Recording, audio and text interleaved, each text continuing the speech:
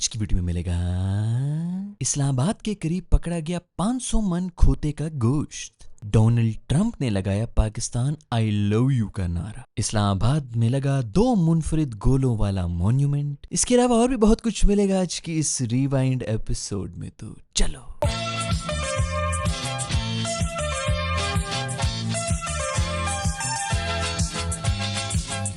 सबसे पहले बात करना चाहेंगे इस्लामाबाद के करीब जो खोते के गोश्त की सप्लाई करने वाली फैक्ट्री पकड़ी गई है। बहुत से खोते कट चुके थे, बहुत से खोतों को पाला जा रहा था, बंधे हुए थे, लाइन में लगे हुए थे कि कब ज़िबा होंगे और आपके बर्गर में जाएंगे। परेशानी की कोई बात नहीं है, वो कहते हैं ना कि धोखे और खोते खाने के बाद ही पता चलते। बहुत से लोग हुकूमत को भी गालियां दे रहे हैं कि हुकूमत अपना काम ठीक से नहीं कर रही, इसलिए हमें खोते खाने पड़ रहे हैं। भाई ये हुकूमत के काम नहीं है, ये अवाम के काम है, ये हमारे काम है। हुकूमत तो पकड़ रही है, ये हमारी अवाम ही इतनी बाबरकत और इतनी साफ गो शरीफ है जिनके ये आमाल सामने आए। वैसे ये भी हो सकता है कि वाकई हुकूमत इस सब के पीछे हो। लाहौर वाला मॉडल अब इस्लामाबाद में भी लागू करने की कोशिश कर रहे हैं। बाय हुक और बाय क्रुक किसी भी तरह इस्लामाबाद में भी अपना वोट बैंक पक्का करना है। वो कहते हैं ना कि यू आर व्हाट यू ईट।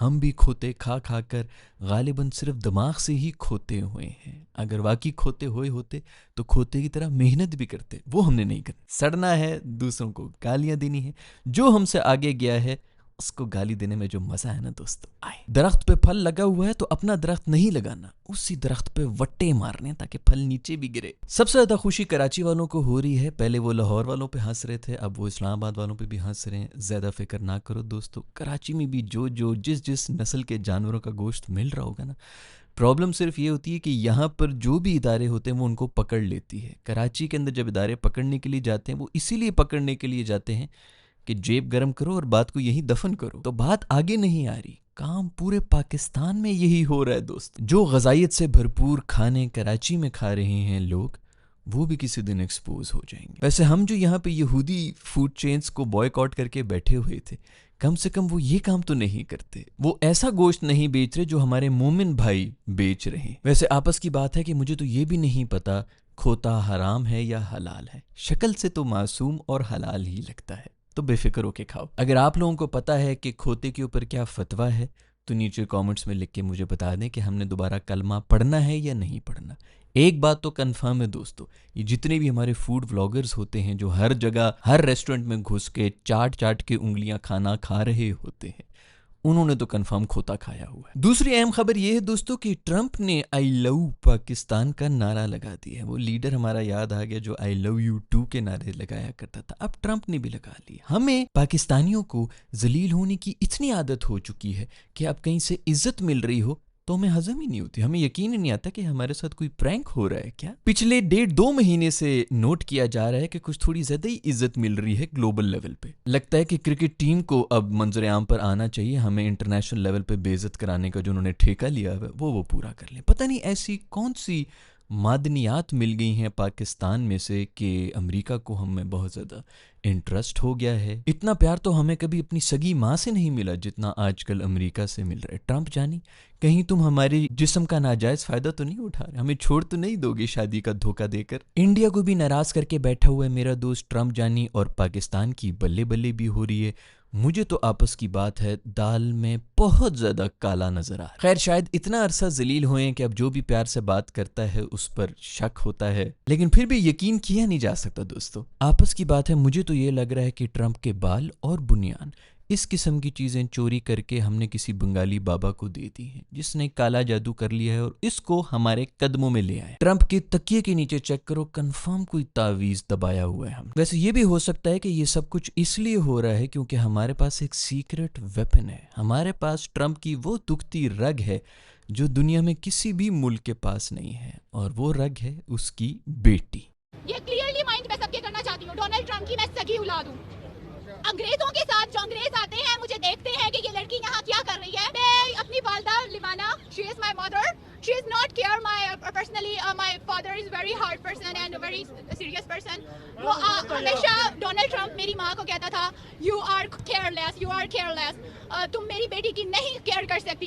जब मेरे माँ बाप की लड़ाई हुई थी उस वक्त मैं बहुत हर्ट हुई. बहुत सालों पहले ये वीडियो मंजरे आम पर आई थी और फिर इस वीडियो को दफना दिया गया था, लेकिन मैंने भी ढूंढ के निकाल दी है. ये वो ट्रंप कार्ड है जो मैं काफ़ी अरसे से सोच रहा था कि पाकिस्तान आखिर ये ट्रंप कार्ड कब यूज़ करेगा. अब यूज़ किया जा रहा है, इसलिए ट्रंप हमारी मुट्ठी में आए. अब बेटी जिस घर में दी हो वहाँ ख्याल तो करना बनता है ना यार. वैसे ट्रंप की सिर्फ बेटी ही नहीं, ट्रंप का बेटा भी हमारे पास ही है. वो पाकिस्तान में कुल्फियाँ बेच रहा है.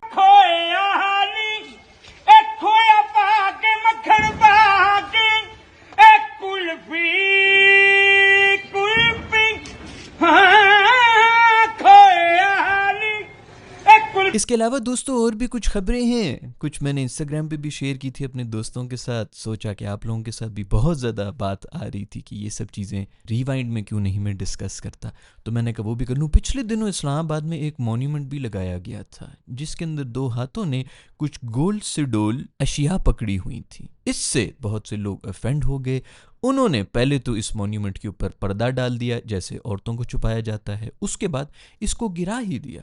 ये सब वो लोग ऑफेंड हुए हैं जो यही काम कर रहे होते हैं हर इदारे के अंदर. मेरा ख्याल में तो ये जो हरकत है ये हमारी नेशनल स्पोर्ट है. स्कूल, कॉलेज, जॉब, हर जगह पर यही लोग तो कामयाब हैं जो इस स्पोर्ट को खेलते हैं. हर आर्टिस्ट का काम होता है कि अपनी सोसाइटी की तल्ख हकीकतों को मंजर आम पर लेकर आना. ये आर्टिस्ट भी यही कोशिश कर रहा था और इसकी आवाज को दबाया जा रहा है. मेरा ख्याल में इस मॉन्यूमेंट को दोबारा से इरेक्ट करना चाहिए और इसका नाम रखना चाहिए कामयाबी की जमानत. पता नहीं कौन से लोगों का वजू टूट रहा था इसको देख देख के जो इस मासूम मॉन्यूमेंट को तोड़ दिया गया है. हर जगह यही कामयाबी की जमानत है. आपकी कोई स्किल ना हो, सिर्फ एक यही स्किल हो पाकिस्तान के अंदर, आप हर जगह कामयाब रहेंगे. वैसे ये स्टैचू का क्या चक्कर चल रहा है पाकिस्तान के अंदर? पिछले दिनों वसीम अकरम भाई का भी एक स्टैचू बनाया था जो कि इंडियन शक्तिमान लग रहा था. उससे पहले अलामा इकबाल का भी एक स्टैचू बनाया गया था जिसके बारे में हमने बहुत सालों पहले भी बात की थी, जिसकी छाती के अंदर से हाथ निकल रहा था.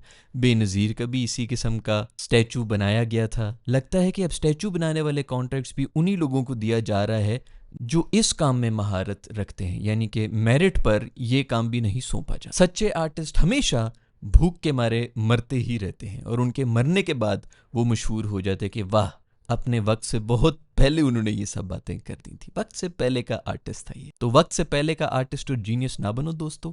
सिर्फ इन स्किल्स में अपना नाम रोशन करो, आगे से आगे जाओगे. मरने के बाद तो वैसे भी कोई फायदा नहीं आपके नाम का. मुझे अभी तक ये समझ नहीं आ रही कि इस स्टैचू में इतना ऑफेंड होने वाली क्या बात थी. अगर तुम लोग को गोलों से इतनी ही प्रॉब्लम थी तो इसको स्क्वायर बना देते, ट्रायंगल बना देते, कुछ भी करके ये हाथ लगे रहने देते, थोड़े से हाथों को बीच में से जोड़ देते तो इसका नाम ही दुआ चौक रख देते. खैर, मुझसे अगर पहले कंसल्ट किया गया होता तो ये मसला इधर तक पहुंचता ही ना और आसानी से सॉल्व भी हो जाता. दोस्तों, आज की वीडियो में मेरे पास यही सब खबरें हैं इसी रिवाइंड एपिसोड के लिए.